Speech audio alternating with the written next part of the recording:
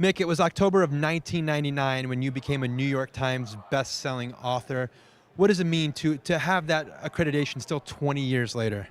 Yeah, it's really fulfilling. Not only that it did well at the time, but that people still bring it to appearances. They lug that heavy thing with them, and they talk about ways that it touched them and seemed to reach out to people who were like struggling to find themselves. And I'm just really happy, and so therefore it brings me great pleasure to be kind of bringing that book to life on stage, on tour, in about starting in about 5 days.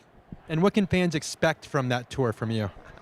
Well, it's like I'm like I don't want I want to take the guesswork out. Like, of course the stories will vary. There's stories from that book. It's stories you already know. I'm telling you stories you already know by heart, but I'm breathing life into them. I found ways, for example, the first time that I told the cookie story with DDP, the first time I told it on stage for him, I completely rewrote it for the stage. And I'll be doing the same thing for some of my favorite stories from that book, and just trying to take people back to a time in their lives when they were sometimes reading a book for the first time by choice, and just doing my very best to put smiles on faces.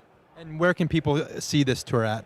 Oh, they can go to my website, realmickfoley.com. We're really rolling here with opening up in Buffalo and Syracuse, then going to Texas, heading Austin, Texas, Wichita Falls for the Professional Wrestling Hall of Fame, Plano, Texas, Denver, Colorado, 4 dates in Ontario, and then Pittsburgh, which is almost sold out, Cleveland, Toledo, Dayton, Columbus, and finally New York City for the end of 2019, and then we got a lot of things lined up for 2020 already.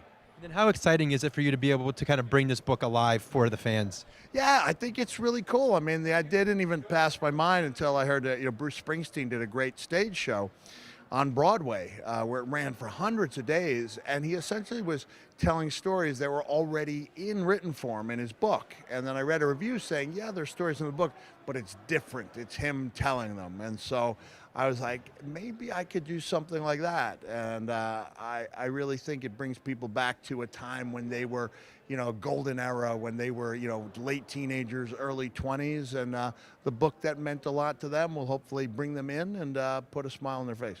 And then last question, how special is it to be celebrating the 20th anniversary of that as SmackDown is celebrating its 20th anniversary?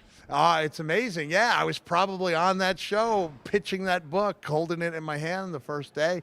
My all-time greatest memory is being thrown off a stage into an open grave on One Short Hop by The Big Show. But there's been no shortage of great moments. And it's just a blast to come back, hang out with Kurt Angle, Ric Flair, Hulk Hogan, and I think Mr. McMahon may have a little something in my mailbox in a couple of weeks for doing it.